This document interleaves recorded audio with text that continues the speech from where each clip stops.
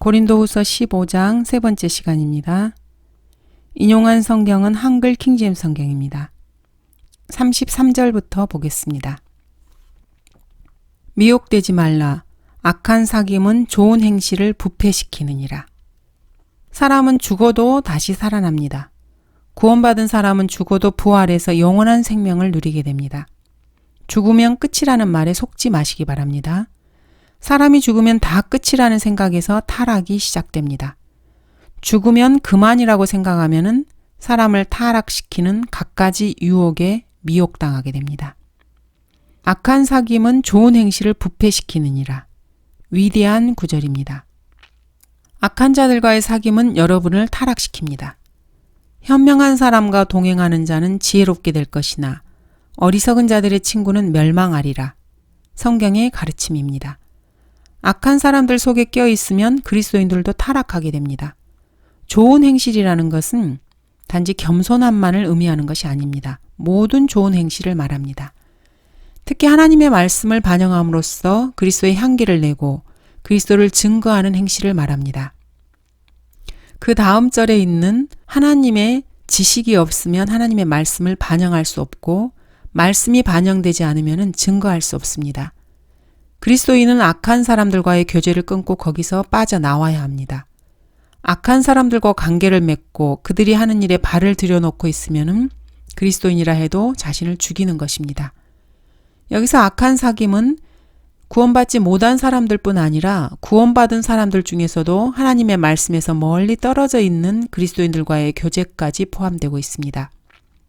러크만 목사님께서는 그런 이유로 구원받은 이후 어떤 방식으로든지 하나님의 말씀에서 자신을 끌어내고 기도하지 못하게 하고 진리의 말씀을 전파하는 일에서 자신을 끌어내어서 방해하는 모든 구원받은 그리스도인들과의 교제를 단호하게 끊어버리셨습니다.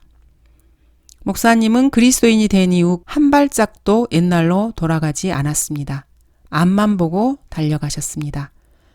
그것은 결코 쉬운 일이 아니었습니다. 그리스도인이면서 하나님의 말씀과 하나님의 길에서 떠나 있는 사람들은 수도 없이 많습니다.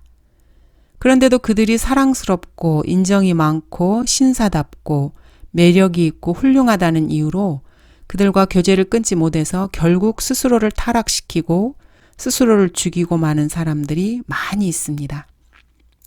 목사님은 과거에 자신이 살고 있는 도시에서만 200명이 넘는 친구들이 있었습니다. 목사님은 그들 집에도 놀러도 다녔고 대화도 했고 식사도 함께 하면서 그들의 자녀들과도 함께 놀았습니다. 기르고 있는 강아지까지도 쓰다듬어 주면서 아주 가깝게 지냈습니다. 하지만 목사님께서는 그들 모두와 교제를 끊어버렸습니다. 그리고 그 사람들 대문 앞에도 얼씬거리지 않았습니다. 그 사람들은 세상적으로 보면 참으로 좋은 사람들이었습니다.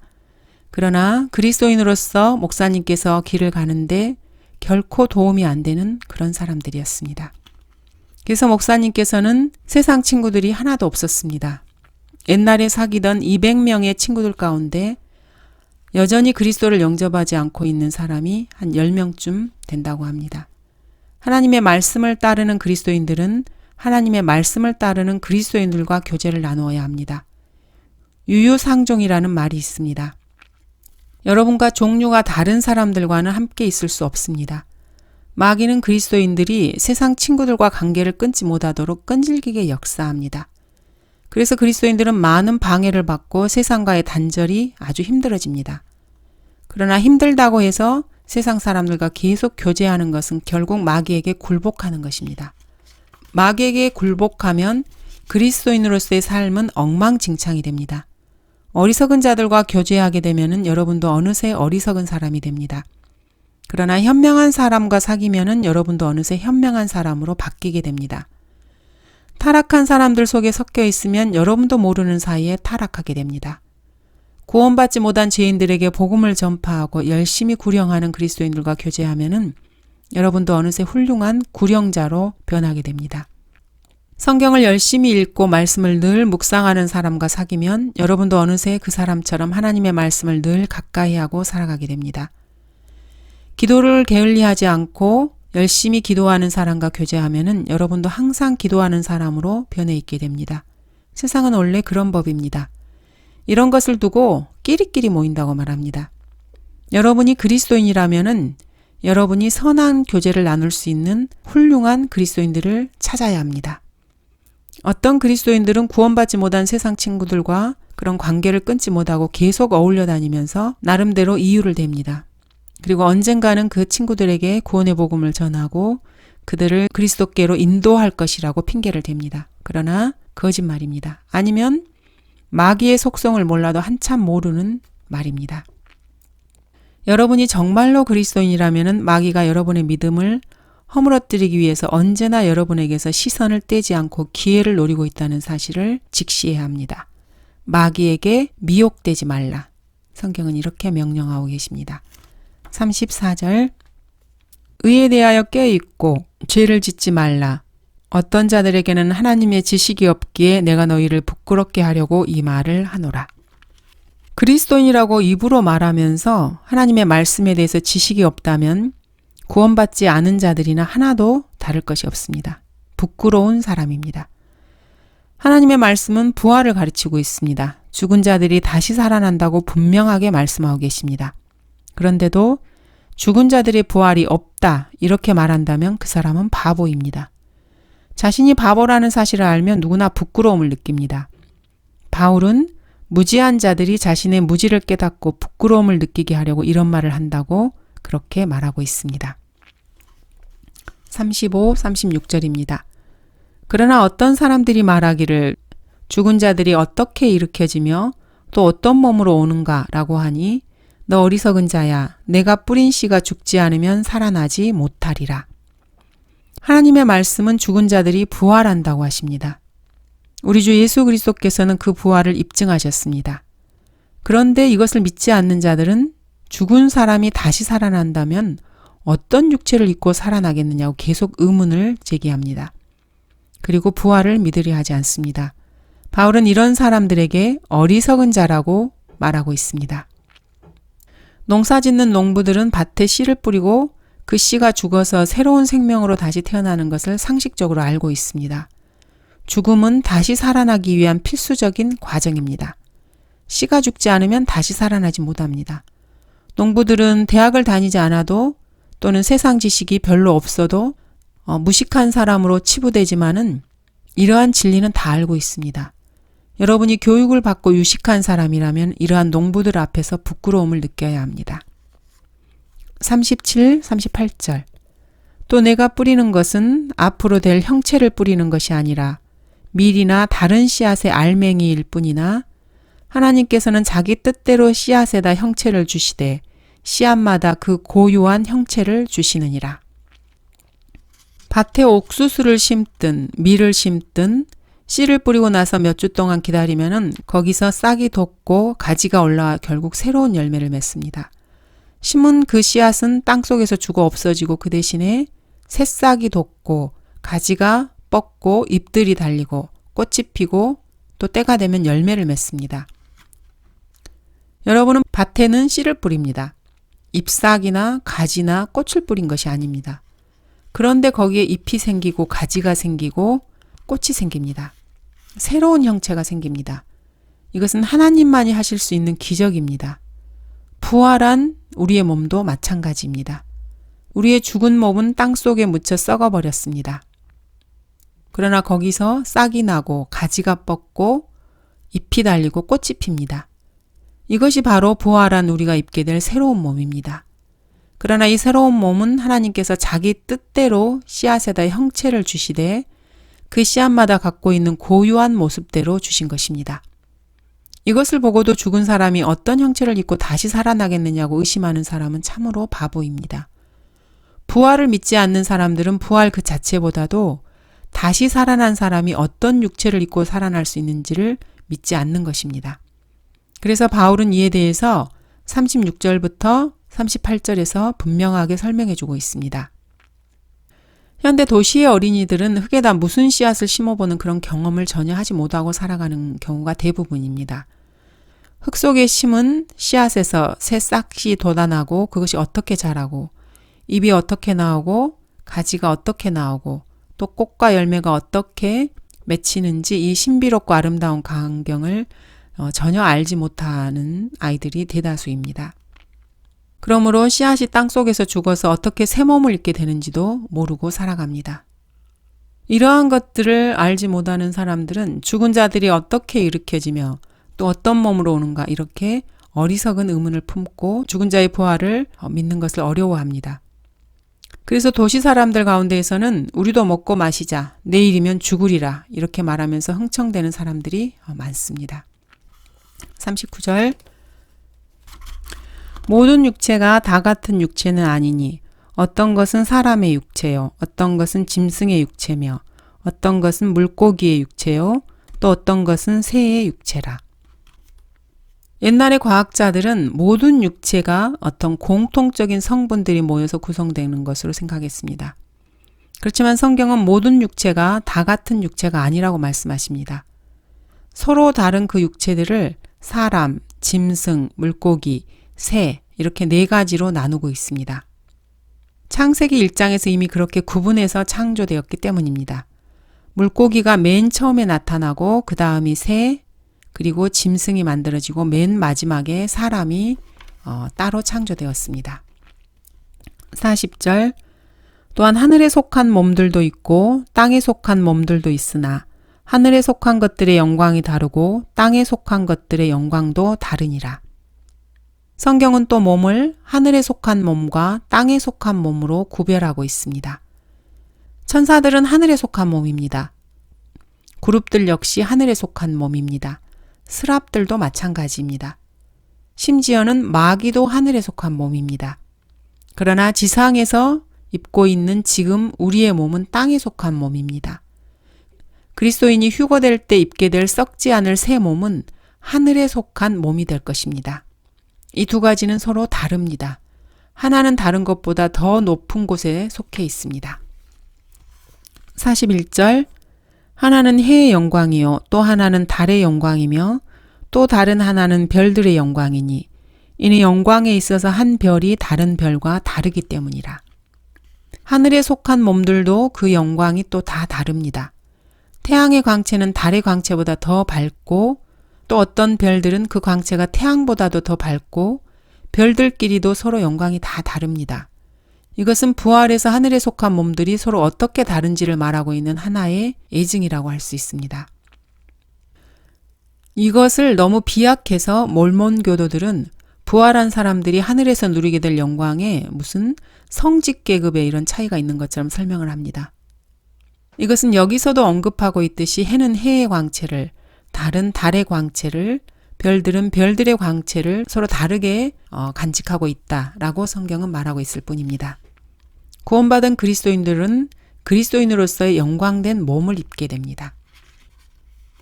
42절 죽은 자들의 부활도 이와 같으니 썩을 것으로 심겨서 썩지 아니하는 것으로 일으켜지며 이 땅에 살다가 죽으면은 그 몸은 땅에서 썩어버립니다. 그러나 부활한 몸은 썩지 않는 몸입니다. 그리스도인들이 다시 살아날 때 있게 될 몸은 영원 무궁토록 부패하거나 형체가 망가지는 그런 몸이 아닙니다.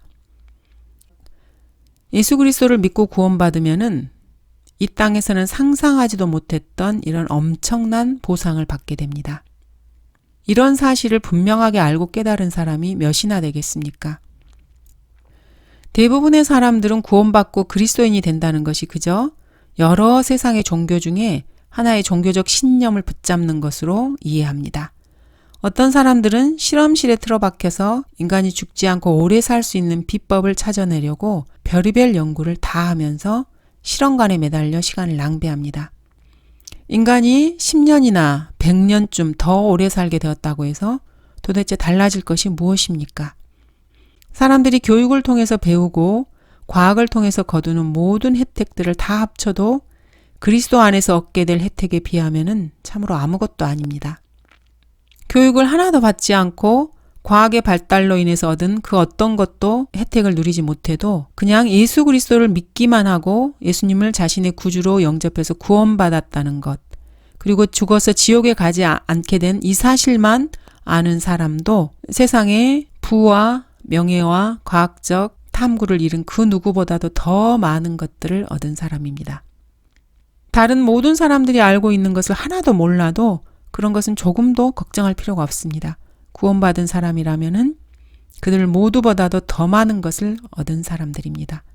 43절 수치로 심겨서 영광된 것으로 일으켜지며 약한 것으로 심겨서 능력 있는 것으로 일으켜지며 이 땅을 살아가는 동안 그리스도인이라 해도 그 육신은 죄로 물들어 있어서 참으로 수치스럽고 부끄러울 때가 많습니다. 죽어서 새로운 몸을 입고 다시 살아날 때는 영광 가운데 있게 됩니다.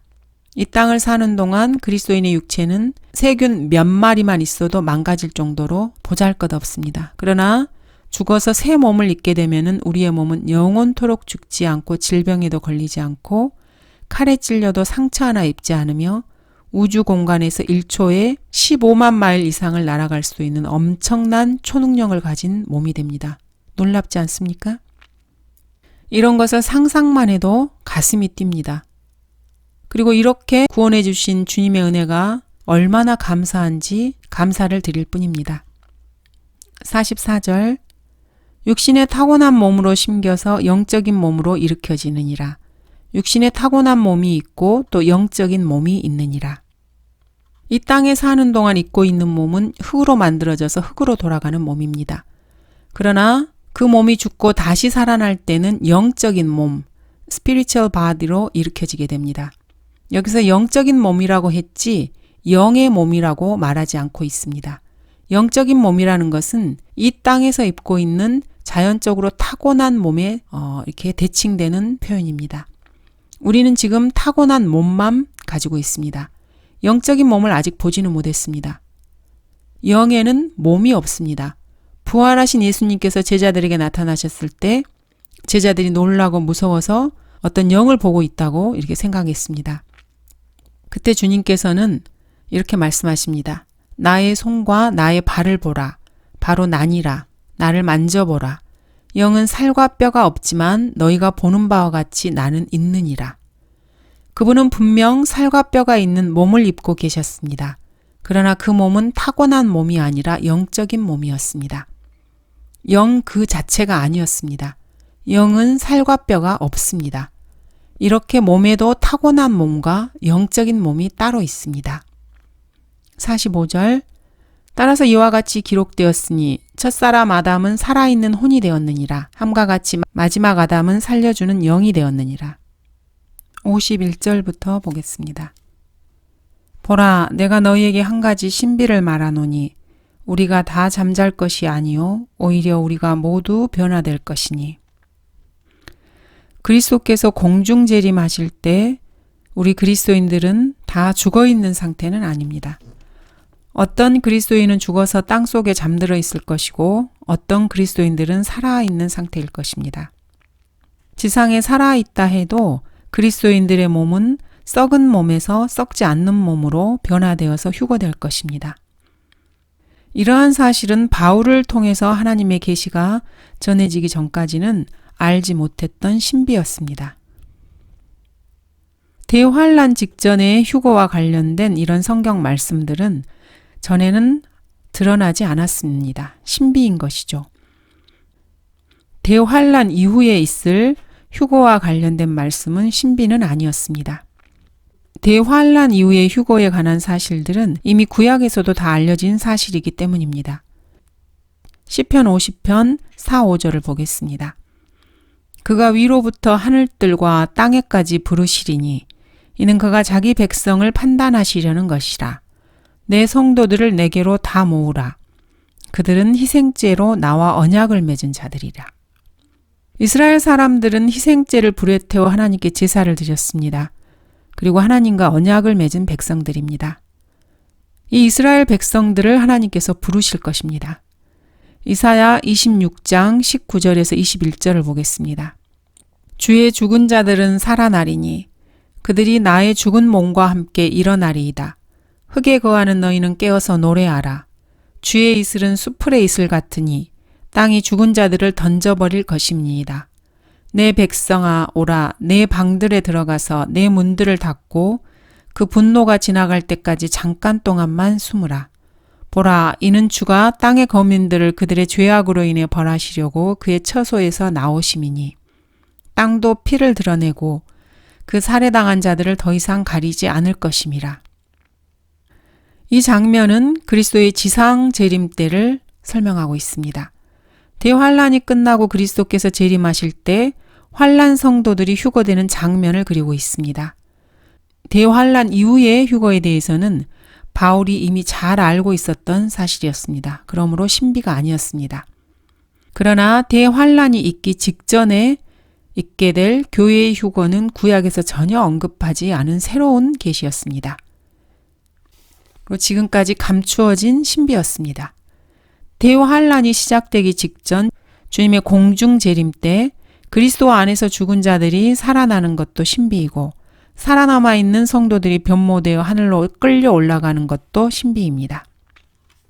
52절 마지막 나팔 소리에 눈 깜짝하는 순간에 그러하리라. 나팔 소리가 나면 죽은 자들이 썩지 아니하는 몸으로 일으켜지며 우리도 변화되리라. 이 모든 일들이 눈 깜짝하는 순간에 일어납니다. 참으로 놀라운 일입니다. 눈 깜짝하는 순간에 마지막 나팔이 있게 됩니다. 여기서 나팔은 트럼펫이라는 악기가 아니라 나팔이 내는 나팔 소리를 말합니다. 이 나팔 소리는 요한계시록에 나오는 7 나팔과는 전혀 관련이 없습니다.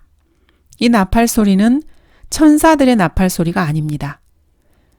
소위 대환란 이후 휴거설을 주장하는 사람들은 그리스도인들도 다니엘의 70째 주 동안에 대환란을 거친 뒤에 7 나팔이 울리고 그 7 나팔 중에서 마지막 나팔과 함께 휴거된다고 가르칩니다.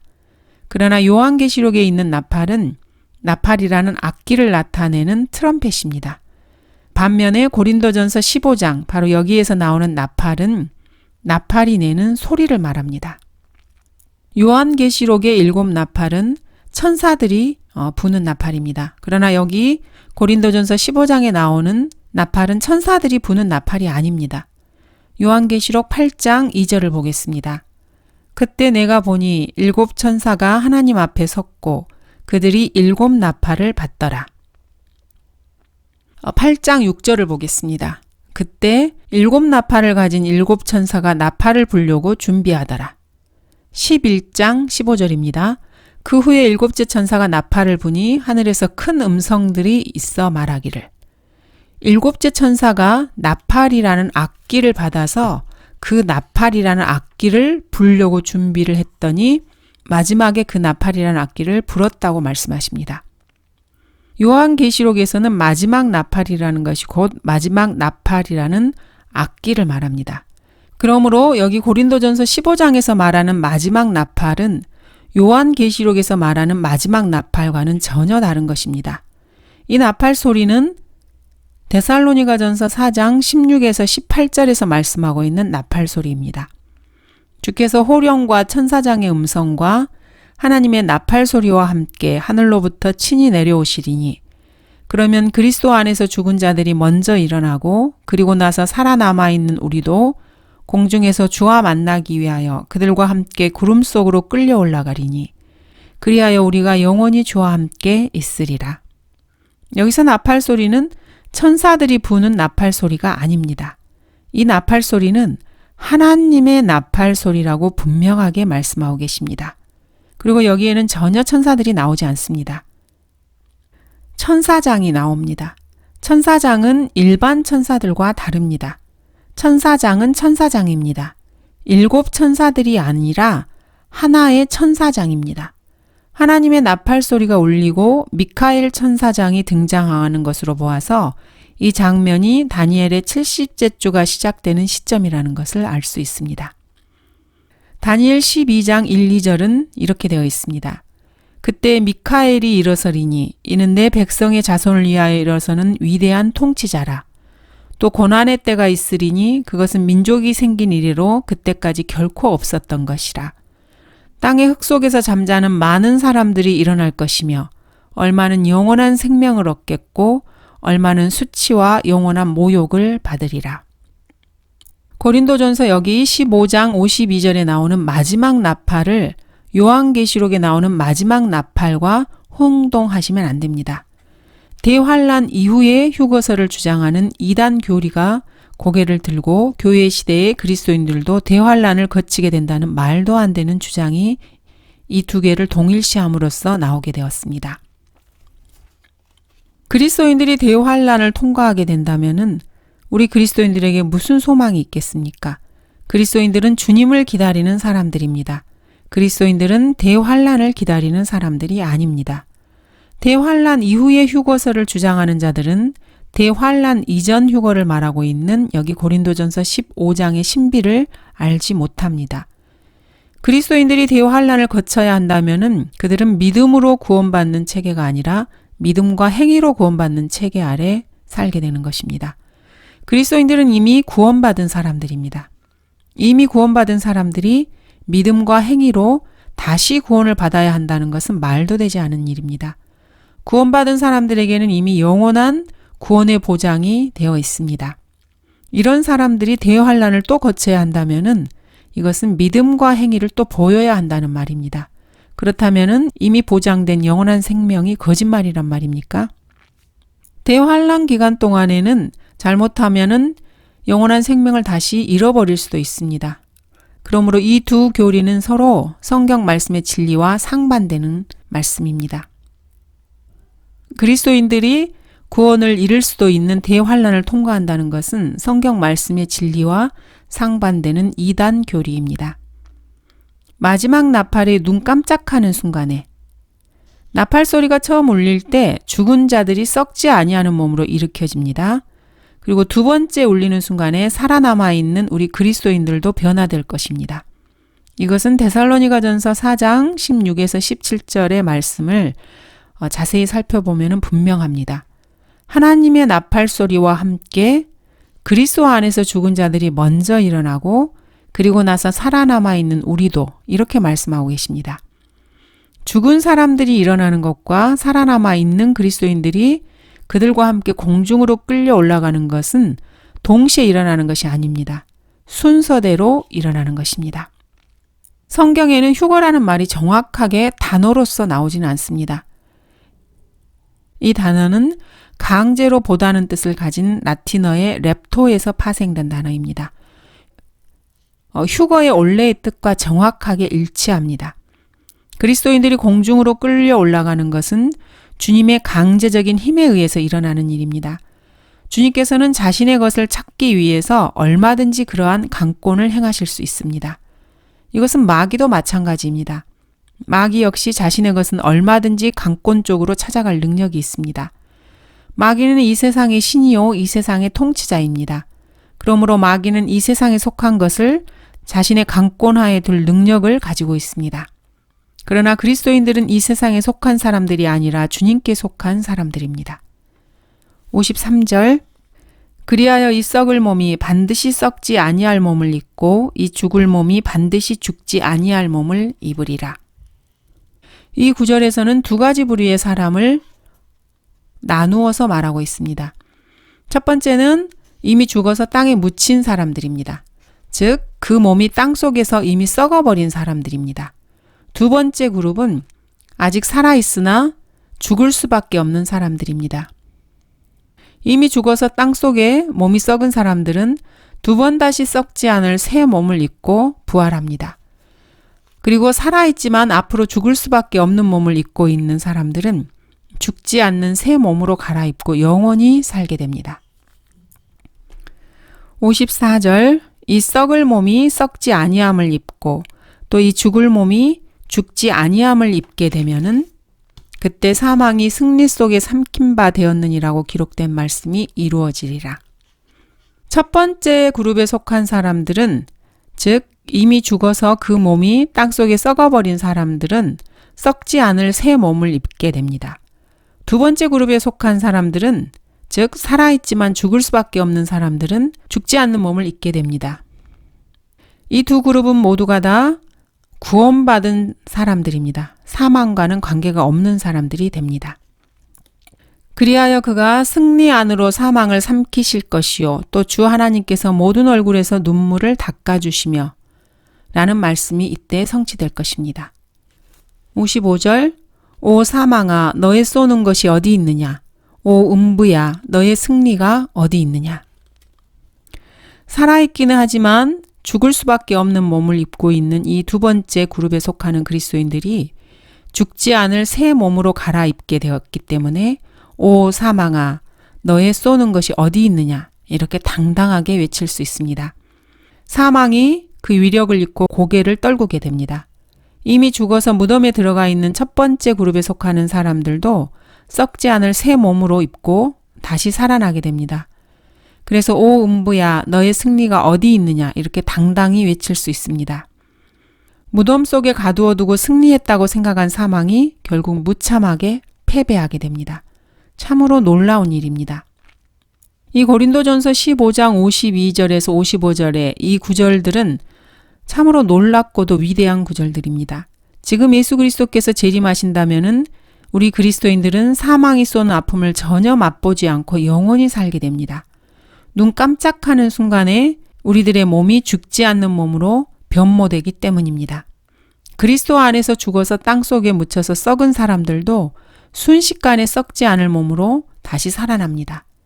이러한 사실은 구약에 이미 예언되어 있었습니다. 그리고 예수님께서도 그것을 직접 확인해 주셨습니다. 요한복음 11장 22에서 27절을 보겠습니다. 그러나 나는 지금이라도 주님께서 무엇이든지 하나님께 구하면 하나님께서 주님께 주실 줄 아나이다라고 하니 예수께서 그녀에게 말씀하시기를 너의 오라비가 다시 살아나리라고 하시더라.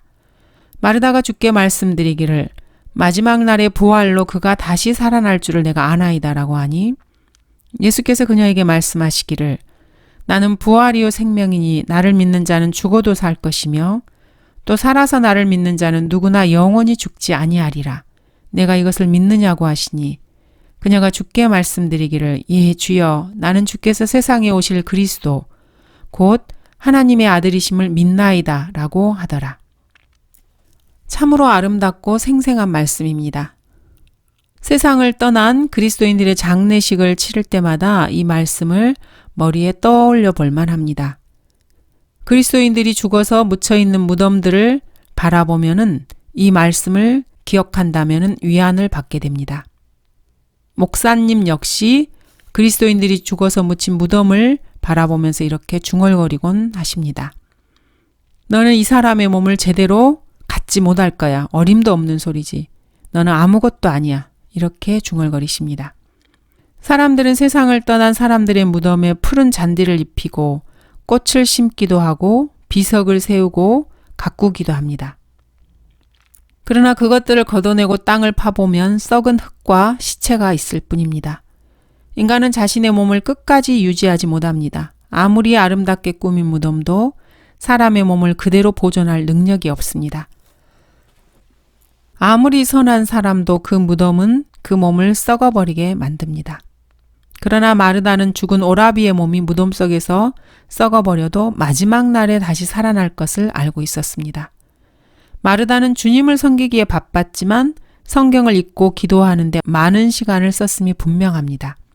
그래서 오늘날의 수많은 기독교 지도자들이나 목사들보다 성경적 진리를 훨씬 더 많이 알고 있었습니다. 지금 죽어 무덤에 들어간다 해도 나는 부활이요 생명이니 나를 믿는 자는 죽어도 살 것이며 이렇게 주님은 말씀하십니다. 부활의 첫 번째 부류에 속하는 사람들을 말씀하시는 것입니다. 또 살아서 나를 믿는 자는 누구나 영원히 죽지 아니하리라. 주님이 다시 오실 때 살아남아 있는 사람들은 죽음도 맛보지 않은 채 영원히 살아있게 된다는 말씀입니다. 다시 말해서 지금의 교회 시대 성도들의 휴거를 말합니다. 이처럼 나를 믿는 자는 죽음을 이긴 사람들이라고 주님께서 분명하게 말씀하십니다. 주 예수 그리스도를 믿는 사람들에게는 사망이 그 효력을 발휘하지 못합니다. 오늘날의 목사들이나 수많은 그리스도인들이 요한복음 11장을 읽으면서 구약 성도들의 부활과 신약 교회 시대 그리스도인들의 휴거를 구별하지 못하고 그냥 읽고 지나치는 것은 참으로 안타까운 일입니다. 그들은 성경 말씀을 있는 그대로 믿지 않으려고 합니다. 이러한 그들에게 주님께서 내가 이것을 믿느냐? 이렇게 질문하십니다. 솔로몬의 노래의 2장 8, 9절을 보겠습니다. 내 사랑하는 이의 목소리로다. 보라, 그가 산들 위로 뛰며 작은 산들 위로 가볍게 뛰며 오는도다. 나의 사랑하는 이는 노루나 어린 사슴 같나니 보라, 그가 우리의 벽 뒤에 서서 창문으로 들여다보며 창살을 통해 몸을 내보이는도다. 이 구절은 교회시대 성도들의 휴거를 묘사하고 있습니다. 내 사랑하는 이의 목소리로다 이렇게 외치고 있습니다. 고린도전서 15장 52절의 나팔소리입니다. 데살로니가전서 4장 16절에서 말하는 주님의 호령소리를 듣고 외치는 말입니다. 성경은 하늘에 창이 있다고 말씀하십니다. 창세기 7장 11절에는 하늘의 창에 대해서 말하고 있습니다. 열왕기와 7장 2절 19절에서는 이것을 다시 한번 확인해 주고 있습니다.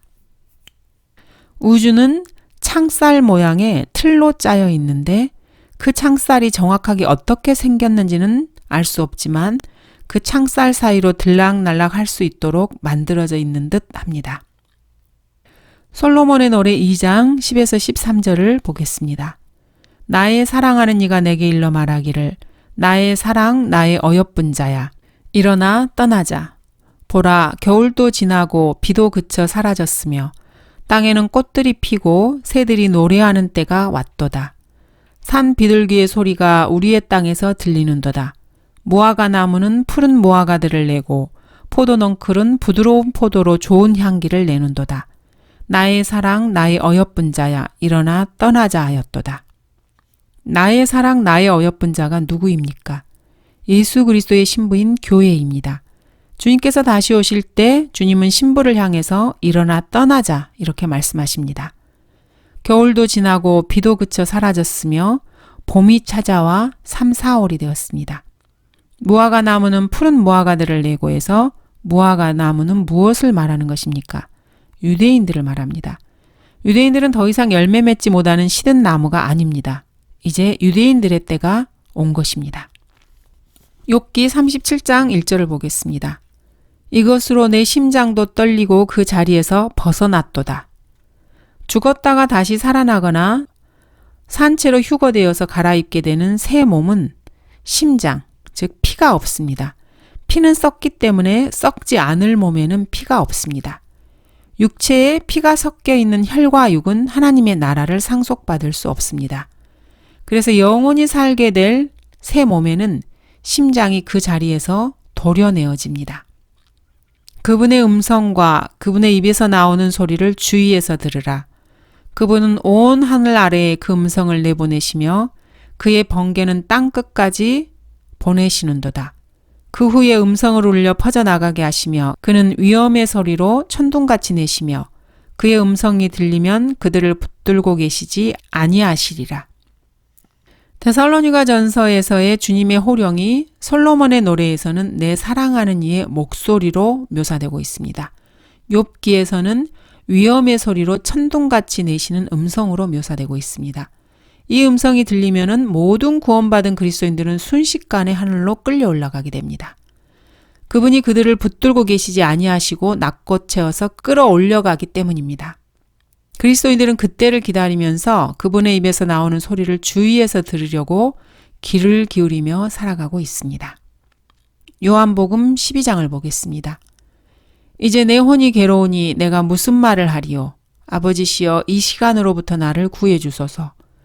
그러나 이 일을 위하여 내가 이 시간까지 왔사옵니다.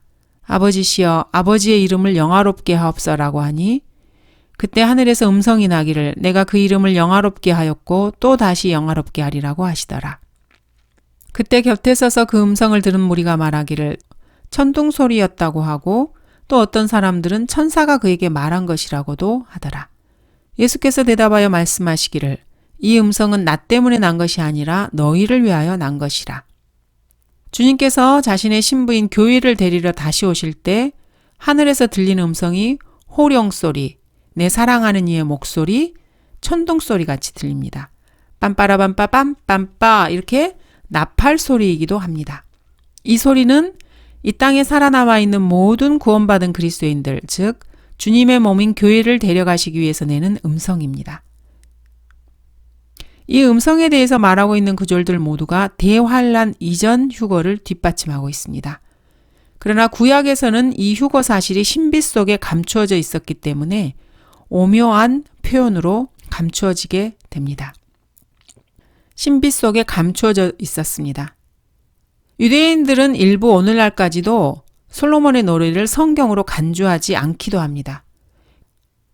교리적으로 무의미하고 그 기록 자체가 의심스럽다고 생각해서 정경에 포함시키지 않는 유대인들도 일부 있습니다.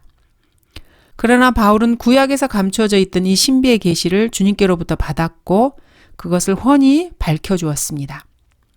그 천둥소리 같은 호령이 지금 당장이라도 갑자기 들려올지 모른다고 바울이 말하고 있습니다.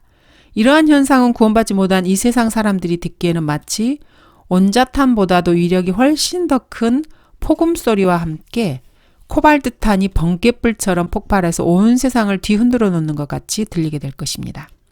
이 폭발음은 북쪽 하늘에서 들려올 것입니다.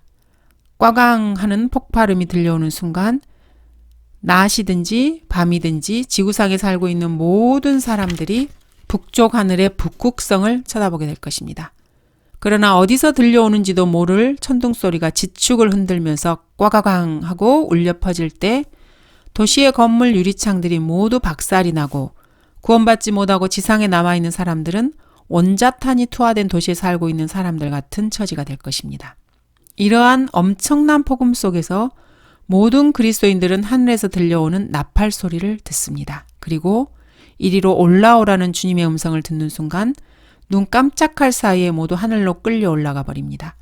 그리스도인들은 모두 하늘에서 나팔 소리가 들려오는 그 순간 순식간에 입고 있던 옷이나 양말, 구두 따위를 훌쩍 다 벗어던지고 몸에 섞여 있던 피를 다 그 자리에 쏟아내고 번갯불처럼 재빠르게 공중으로 사라져 버립니다. 그리스도인들은 또 각자 자신의 이름을 부르는 소리를 듣게 됩니다. 요한복음 10장 3절에서는 그는 자기 자신의 양들의 이름을 불러서 이끌어내느니라고 말씀하고 계십니다. 오순절파 은사주의자들은 이 구절을 제대로 이해하지 못합니다. 그 말씀을 듣는 순간에 주님께서는 각 그리스도인들의 이름을 부르시면서 누구누구야 이리 올라오라 이렇게 부르실 것입니다. 그렇게 부르시면서 이제 내가 그 땅에 남아있을 필요가 전혀 없단다 이렇게 말씀하실지도 모릅니다. 그 말씀을 듣는 순간 모든 그리스도인들은 섬광처럼 빠르게 하늘로 날아오르게 될 것입니다. 하나님께서 빛이 있으라고 명령하시자 온 세상에 순식간에 빛이 비친 것처럼 그렇게 재빠르게 그리스도인들은 빛의 속도로 공중으로 날아 올라갈 것입니다. 그것도 순식간에 새 몸으로 갈아입고 갈 것입니다. 공중으로 날아오르는 새 몸은 영광스러운 살과 뼈로 만든 몸입니다. 광속으로 하늘을 날아오르면서 수많은 그리스도인들을 지나치면서 서로 여보게들 여기 좀 봐 이렇게 소리치면서 인사를 나누고 손을 흔들 것입니다. 그들과 함께 구름 속으로 끌려 올라가리니 그리하여 우리가 영원히 주와 함께 있으리라.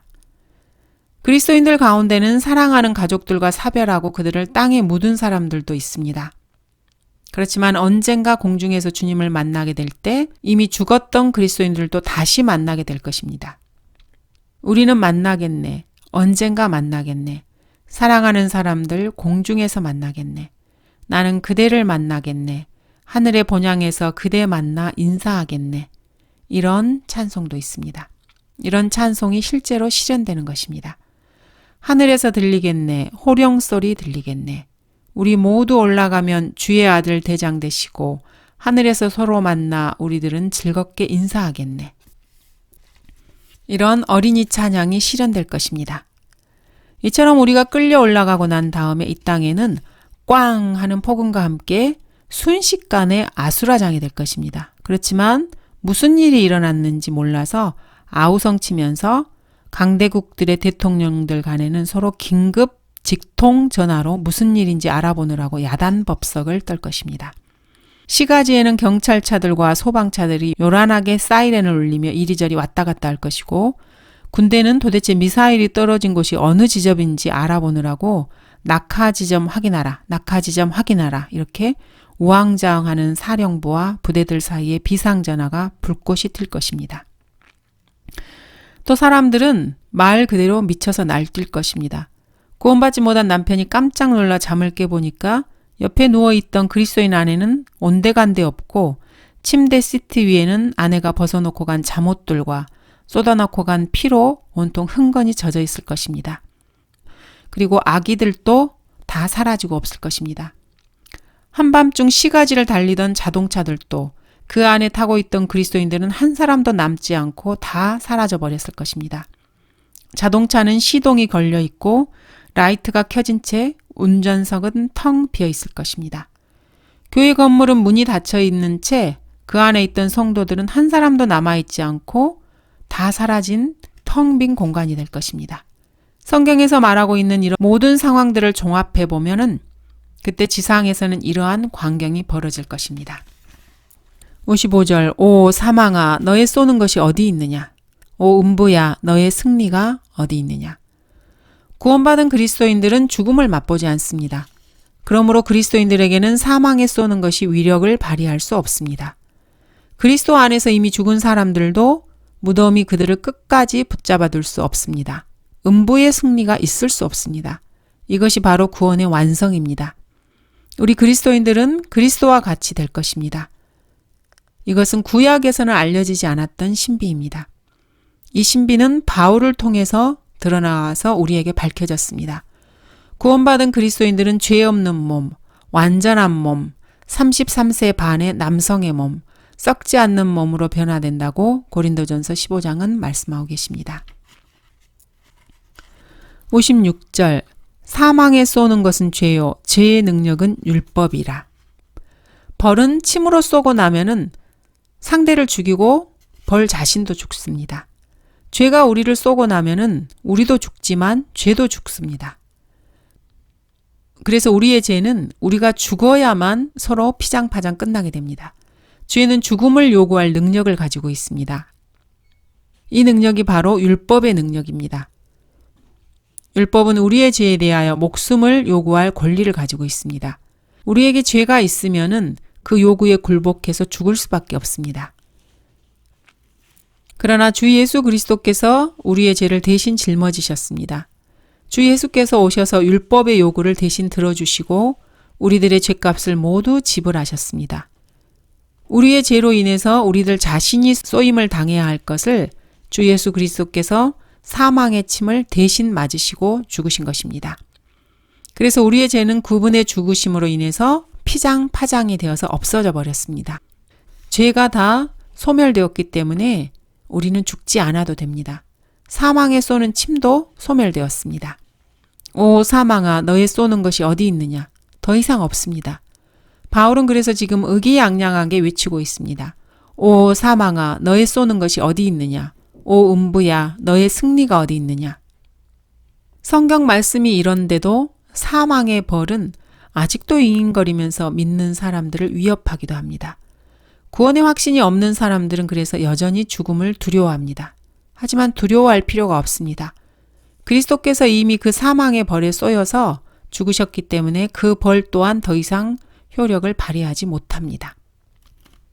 57절 그러나 우리 주 예수 그리스도를 통하여 우리에게 승리를 주시는 하나님께 감사하노니 주 예수 그리스도를 통해서 사망은 참패를 당했고 그 대신 오히려 우리가 승리를 거두게 되었습니다. 이렇게 해주신 하나님께 참으로 감사를 드리지 않을 수 없습니다. 58절 그러므로 나의 사랑하는 형제들아 경고하라 흔들리지 말라 항상 주의 일을 넘치게 하라 이는 너희의 수고가 주 안에서 헛되지 아니한 줄을 너희가 알미니라. 그리스도인이라면은 마음에 새겨두어야 할 위대한 구절입니다. 경고하라 흔들리지 말라는 충고는 모든 그리스도인들이 좌우명으로 삼아야 합니다. 죽을 수밖에 없었던 이 세상에서의 생명은 이미 끝났습니다. 우리 그리스도인들의 죄는 더 이상 우리를 건드릴 수가 없게 되었습니다. 우리 그리스도인들에게 영원한 생명이 있다는 사실을 확신한다면 절대로 흔들려서는 안 됩니다. 그리고 때로는 주의 일을 넘치게 하라가 아니라 항상 주의 일을 넘치게 하라 이렇게 명령하고 있습니다. 항상이라고 말씀하고 계십니다. 우리들이 주님을 위해서 주 안에서 주님의 일을 한다면 무슨 일을 하든지 결코 헛되지 않을 것을 우리는 알고 있습니다. 그렇지 않습니까? 여러분들은 그리스도인이라면 이것을 놓고 한번 깊이 생각해 보시기 바랍니다. 여러분은 이것을 알고 있습니까? 이 사실을 알고 있기 때문에 항상 주의 일을 하고 있는 것은 아닙니까? 여러분은 하나님의 말씀을 전파하고 죄인들을 그리스도께로 인도하고 있습니까? 그리고 그 일 하나하나가 모두 헛되지 않는다는 것을 알고 있습니까? 여러분이 얼마나 부지런히 하나님의 말씀을 전파하고 얼마나 많은 사람들을 그리스도께로 인도해서 구령하였는지 잘 모릅니다. 하지만 스스로 한번 생각해 보시기 바랍니다. 러크만 목사님의 교회에서는 한 해에 600명 정도를 구령하신 적이 있습니다. 그리고 한 번에 열었던 집회에서 사흘 동안에 120명의 성인들을 구령하기도 했습니다. 집회를 열 때마다 구원받지 못하고 돌아가는 사람들이 단 한 사람도 없었다고 합니다. 여러분은 어떻습니까? 이 문제를 놓고 많은 생각을 해볼 필요가 있습니다. 이 시대의 사역자들과 교회들은 구원받지 못한 죄인들을 그리스도께로 인도하는데 참으로 소홀합니다. 그리고 그 방법이나 자세가 사탄적일 때가 많습니다.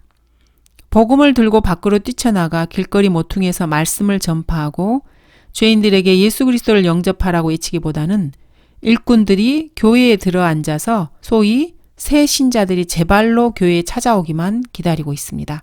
그러다가 새로운 신자들이 오면은 마치 호텔 숙박부처럼 교회 등록 카드를 내밀고 거기에 주소, 성명, 전화번호 이런 것들을 기재하게 한 뒤에 교회 회원으로 등록을 시킵니다. 그리고 그 사람의 혼이 구원을 받건 말건 주일 예배 출석 인원수가 늘어나면은 그걸로 족합니다. 대부분의 교회가 이런 식입니다. 이것은 결코 주의 일을 넘치게 하라는 명령을 따르는 자세가 아닙니다. 밖으로 뛰쳐나가십시오. 길거리로 나가십시오. 그리고 죄인들을 향해서 외치십시오. 밖으로 뛰쳐나가 구원받지 못한 죄인들에게 주 예수 그리스도를 영접하도록 적극적으로 도전을 주십시오. 얼마나 성과를 올리고 구령수가 얼마나 많으냐 이런 것이 문제가 아닙니다. 세상은 그러한 그리스도인들을 비웃고 방해하기도 합니다.